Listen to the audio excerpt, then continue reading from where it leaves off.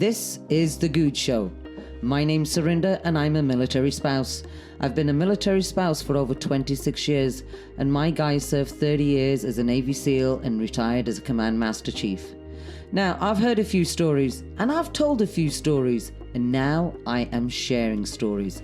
Sit back, relax, grab a beer, grab a coffee and enjoy. Check us out on social media at The Goode Show. Welcome to this week's episode. My name's Surinder. I am your host, and this is The Goode Show.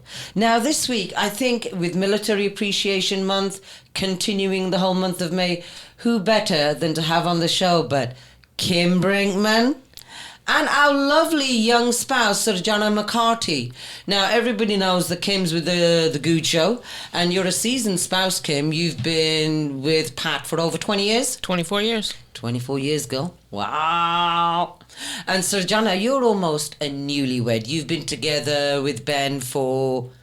Well, today's our 7 years dating anniversary, Oh. but married for 6. 7 years dating. You know, I didn't realise that people actually still kept track of, like, when we first met. Do you remember the first kiss? Yes, I do.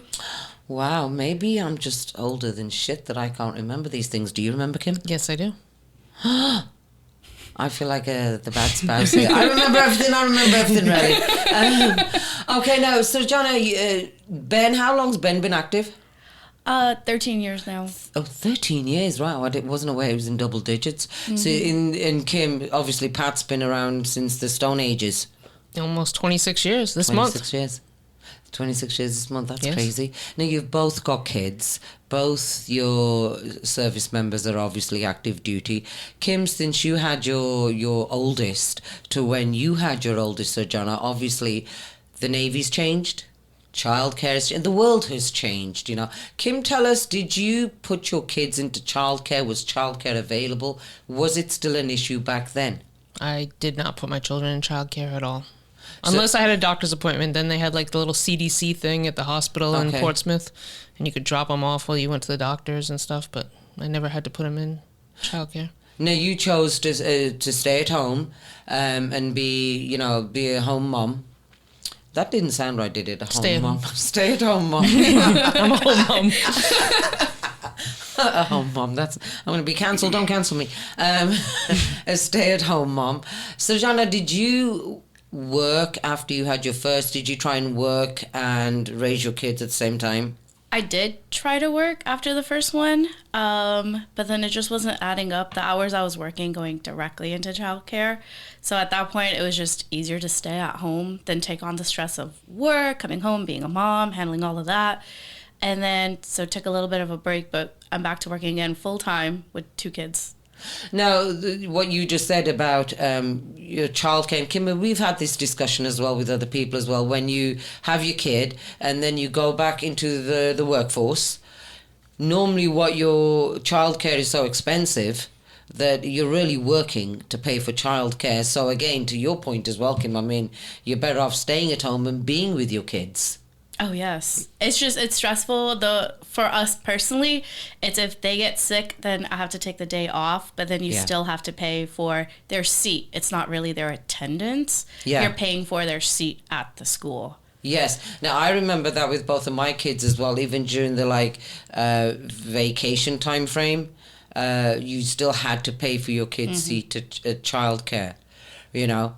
Now, we're going to move on from childcare. I want to ask you, Kim, with commissaries. We've been going in the commissaries recently. Do you shop at the commissary? Absolutely. Do you always shop at the commissary? No, we don't. Okay. So tell me, because we ask a lot of spouses about their shopping habits, because me and Kim go to the commissary. I mean, Kim, you've got a small village of children here. You know, you've got six children, 3 still living at home. Oh, yeah. And I mean, Kim's boys aren't like this big, you know, they're like jolly green giants, so they've got hollow legs. Tell me, both of you, the commissary compared to, say, grocery shopping outside, do you find that there's a difference in the quality?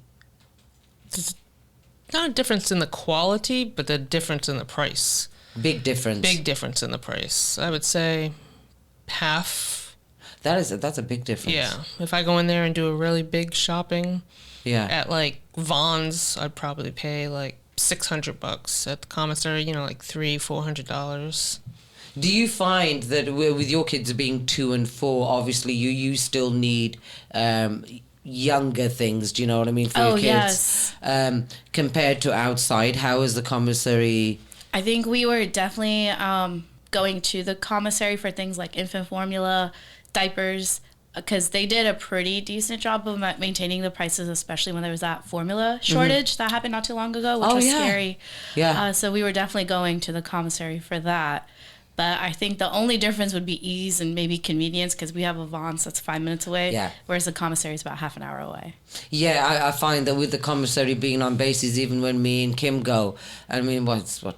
20 minutes. Yeah, it's 20 minutes, but it's okay, now I've got to go drive 20 minutes, whereas, like you said, there's a Walmart down the road, or there's a Vaughn's down the road as well, so it's sometimes just a little bit easier to go there. But I have noticed, like you guys said, a huge difference in the pricing. But you both have lived outside of San Diego. Yes. Okay, so tell me about pricing of groceries, commissaries outside of San Diego, because I don't think I've ever been to a commissary outside of San Diego. I don't think I have either, to be honest. We were in Chicago before this, but I wasn't there for too long, just September to March, and the pandemic hit, so I was back in the Bay Area. Oh, wow, okay. What about you, Kim? I mean, you've been... Everything in San Diego is more expensive than anywhere else in the country. that is true. I mean, that goes without saying. But you've always shopped at a commissary predominantly? Yes, I have. I mean, I totally see why... And I've gone grocery shopping with Kim, by the way. And we're like lugging 2 carts. I mean, seriously, is like feeding a village here, Have you noticed any changes, Kim, over the 24-odd years with the way things are military-wise that Surjana wouldn't be familiar with? What's changed? You can email now and FaceTime and make phone calls and that's true. All that crazy stuff. What do you think you've experienced, Kim, over the 20 years that you didn't think you would experience being a military spouse? Things that I've experienced as a military spouse. Being home ported to an island with my children, and then my husband leaving us there and a super typhoon hitting. That's right. I mean, you went a month without electricity, didn't you? Yeah, a week without water, month without electricity. They had to bring CBs in to power the base. Good old CBs, man, I tell you. That was crazy. But the military, did bring food and water and things like that to us. Every day we had water, and they really took care of us. But I went from being in the States to living on an island that was kind of different. It was like living 30 years prior. Like, they didn't have the same amenities they had in the States. See, this is what I think, like, when they talk about, military spouses having to pivot. I mean, you're definitely pivoting if you're going a month without electricity and a week without water and you've got 6 kids, 5 kids, whoever's there with you, And Pat was away. Yep. When the typhoon hit, his submarine was in Hawaii, hanging out. I got to say this, and I don't know if you've experienced this, Surjana, but we used to have this thing called the garden gnome, right? And whoever had the deployment gnome, shit was going to go down for them. And I feel as though the deployment gnome lived in my front yard, because like I remember on one deployment, my dad passed away, another deployment, my mother passed away, his mother passed away. I had our first kid while he wasn't there. The water heater took a shit before Thanksgiving. The whole time this deployment gnome is in my front yard giving me the middle finger. It's just like, I feel as though if shit's happened, it has happened while he hasn't been around. Have you ever experienced anything like that where shit's gone down and Ben's just not been around? The closest would be needing brakes changed on my expedition, and they quoted us like $800+ to look at it and maybe change one piece. And I was like, Ben, do I spend our savings on this, or what do I do? Because he could do it, but it's that part was a little tricky. But it was like, let me take it back home, send him an email, wait until 4:30 in the morning for him to respond. and then take it forward to what he said. Yeah, again, you just think if back in the day we didn't have that email system, because we didn't have the email system, you know. I mean, we'd just be figuring out our own breaks and you make out your own decisions. and you hope for the best. I know. I look at some of those decisions I've made while my husband's been on deployment, and I've thought, all right, then you made the decision. And there was no Google. There was no nothing. There was phone books. There was no cell phones. That's right. Well, look at Surjana. She's looking at us like we were born prehistoric times. I'm thinking the only real decisions I might have made like that were maybe like going out, buying a dress, shoes. No, actually, the internet. I mean, it's such a double-edged sword, and we have this conversation all the time. In my command, we were told, "Hey, listen, you just don't go on social media," and everybody knows that I suck at it today because we just didn't go on and post. But today it's such a... I think it's much easier back then than it is now. Yeah. Because he's out there working and doing his job. I don't think that he needs to be worrying about what's going on at home or for me to call him to make a decision to do something because he's making decisions for the United States. Like he's doing piracy, he's doing this, he's doing that. Like he doesn't need to worry about if I need this or if I need that. I would just do it myself, and then he comes home and things are done. Yeah. There's nothing he could do about it. How would you feel like every time Ben's gone on deployment? How many deployments has Ben done? 3 since we've been together. 3 together, okay. Those 3 deployments, have you... there's been regular, I'm not saying constant, but there has been regular communication. I think the last one more so because we would get that 4:30. It was one email he would send and then I would reply. So that was great. But I think the previous 2, not so much because he's an engineer. So he doesn't really get time to, come up to the computer and send a message out. So... No, and you managed. I mean, look at you. You lived to tell the tale. I mean, I speak to spouses who are just beside themselves. I'm not going to be able to talk to them for 8 months or 6 months. And I can't help but think, well, what did you think was going to happen when you married somebody in the military? Did we not know? Did we not think that there would be, maybe not necessarily a war, but I mean, Surjana, did you know that when you married Ben that, hey, okay, there's a possibility I might move, shit ain't going to stay the same for me, and I'm going to see what happens? I think the big stuff, yes. Like, it's obvious that his work's going to be very tasking, very demanding, and, like, I'm going to be alone a lot of the times. But when you put into the practicality of it, yes, like, the whole, okay, I'm going to be by myself. This was out in Chicago. And I was like, okay, got it. But what I wasn't prepared for was the tornado sirens or all of that, being alone. What do I do when one goes off? Yeah. And I texted him pretty frantically. He was like, just go chill in the basement or do nothing. Nothing happens. And I was like, what? Wow. I'm from Bay Area. We don't hear these kind of sirens, and they sound terrifying to me, honestly.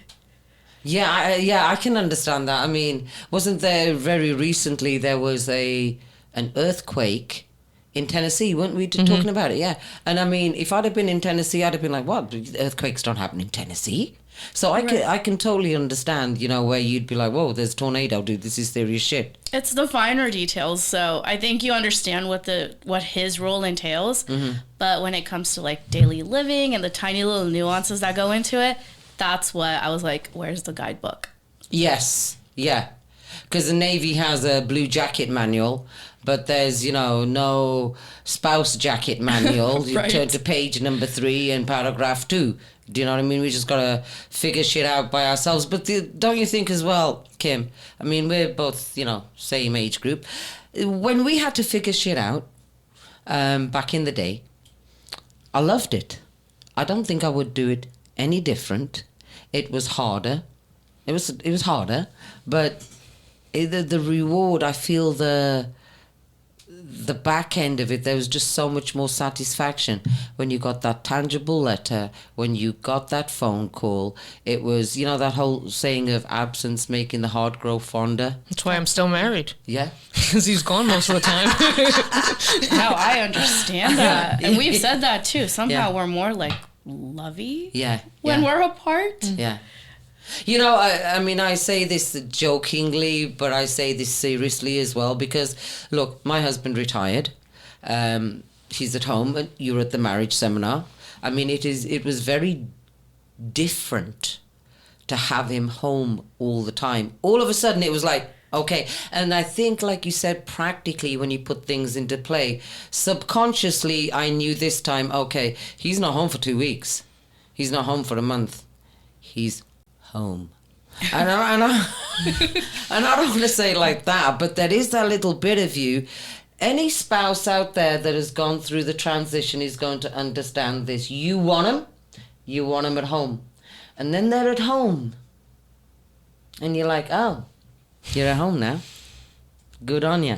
You know, it's difficult. It's a different thing that you have to deal with. Thankfully, I will always say this. I am married to somebody who's pretty squared away, you know, and knows what day it is. So it's a good thing, but it can be a very trying time. So you've got to enjoy the time you have by yourself, ladies, because then you're going to be in my shoes one day and you're going to be like, I remember she said this. Have a list of things ready for him to fix around the house. Yeah. Yeah, you know, this is another thing that I found out, a tip that I give spouses. My guy, through all the years that he's, you know, been active, lives by those, you know, those little green books that I don't know. The record books? Yeah, whatever they're called. You know, he used to have I got millions of them in my house. I'm like, why do we even have these? Yeah.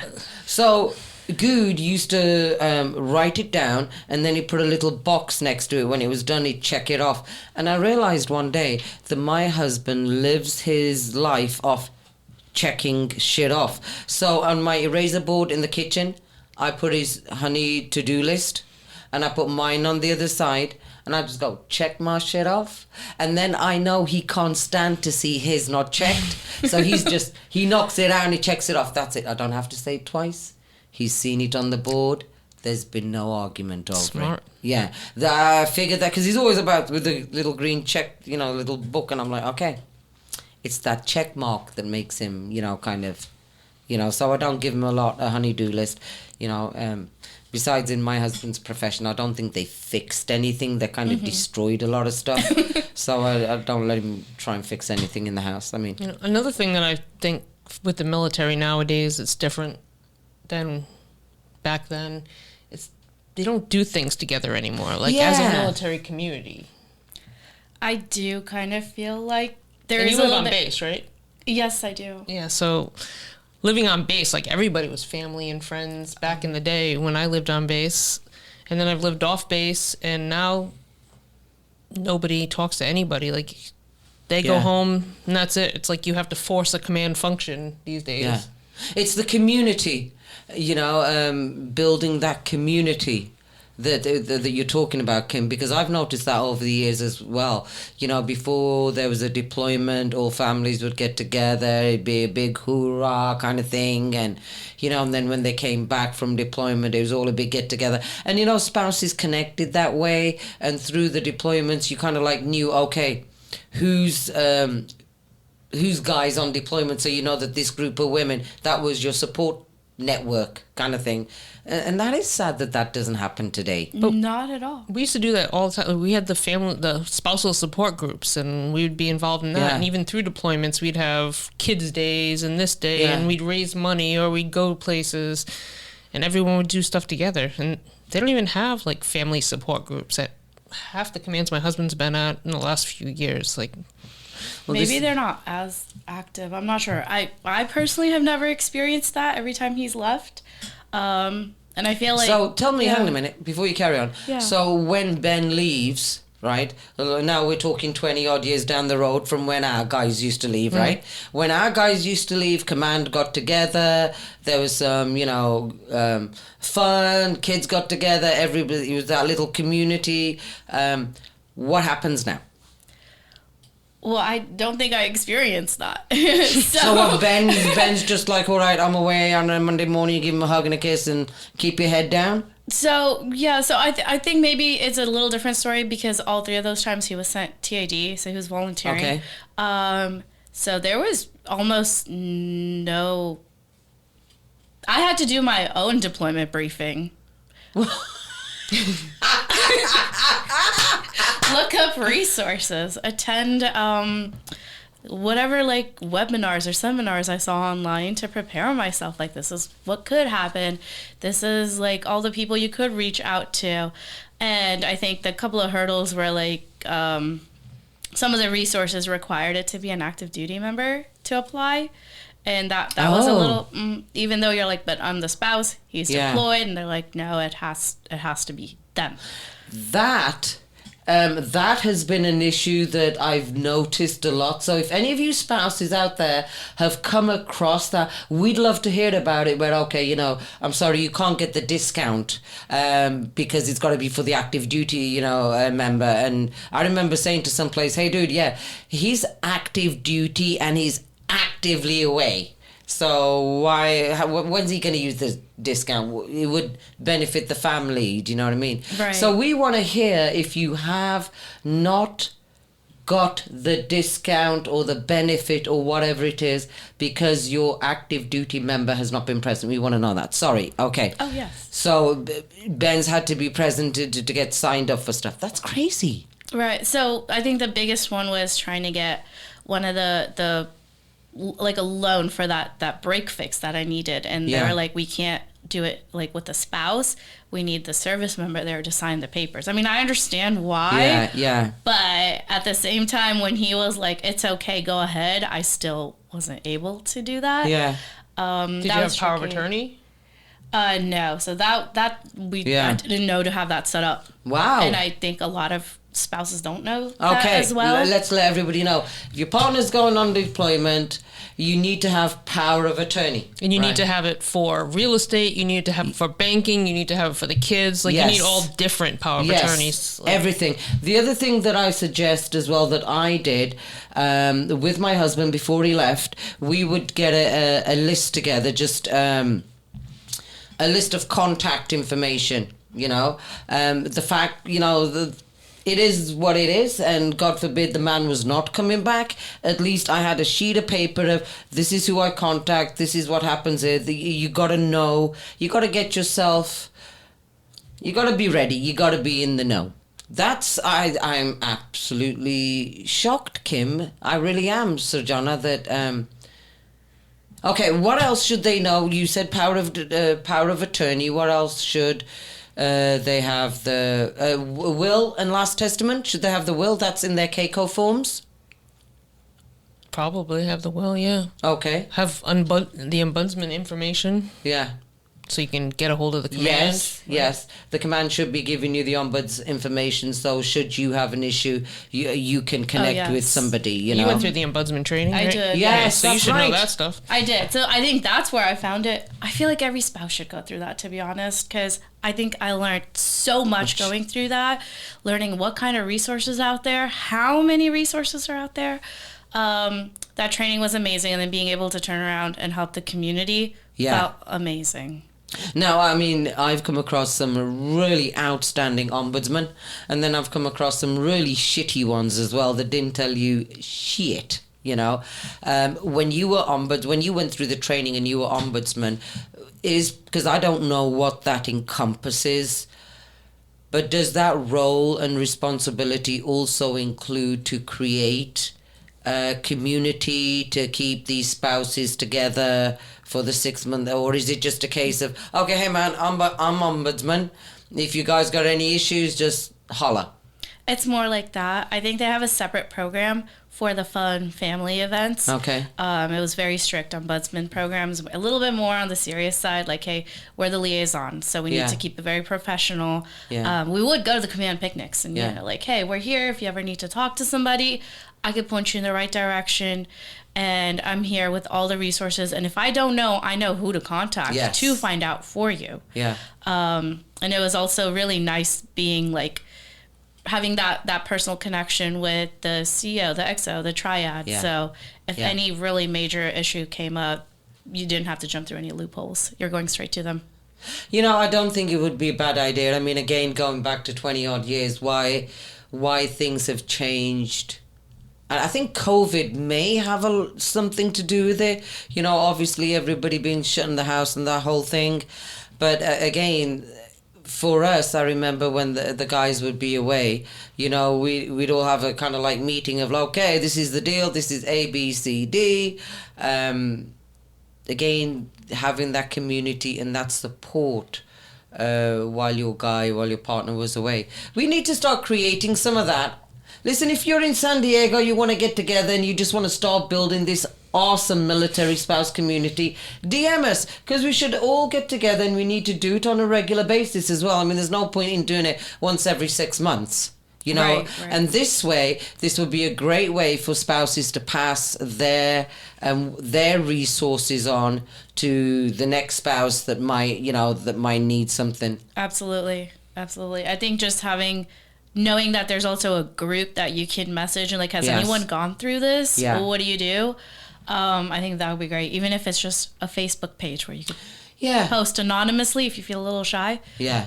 I think that'd be very helpful. Me and Kim have met quite a few spouses, you know, over the past couple of years that we've been talking to. And one of the things,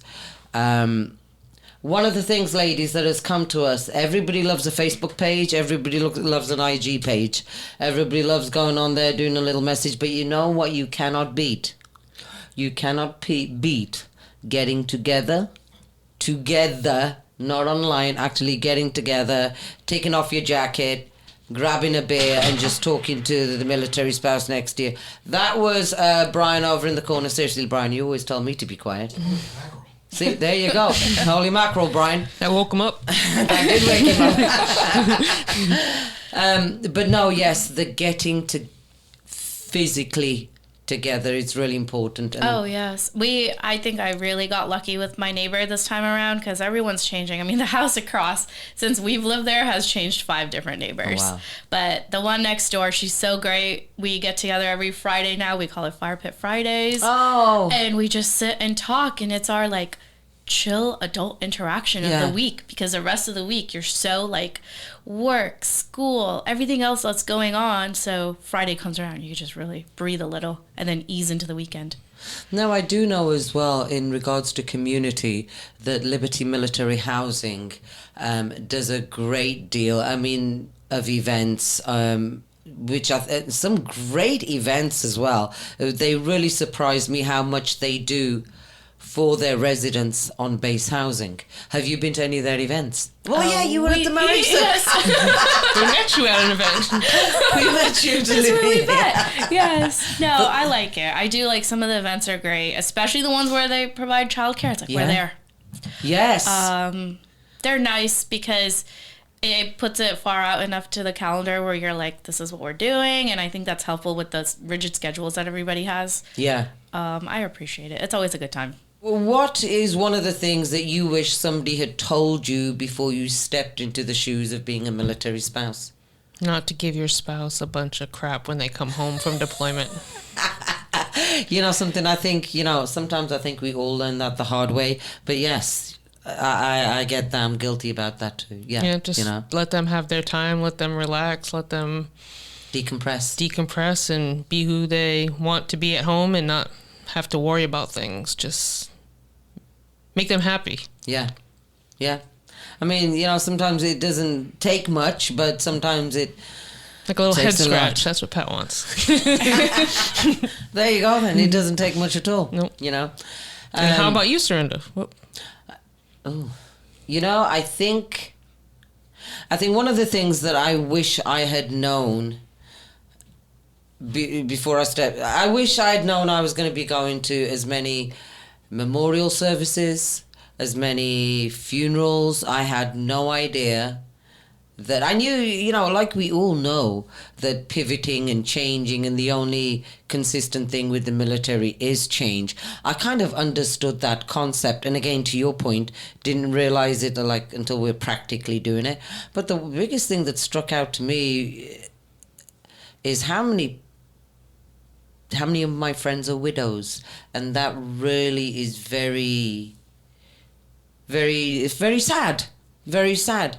And I don't know if you guys know this, but there is only 0.1% of the nation that signs on the dotted line.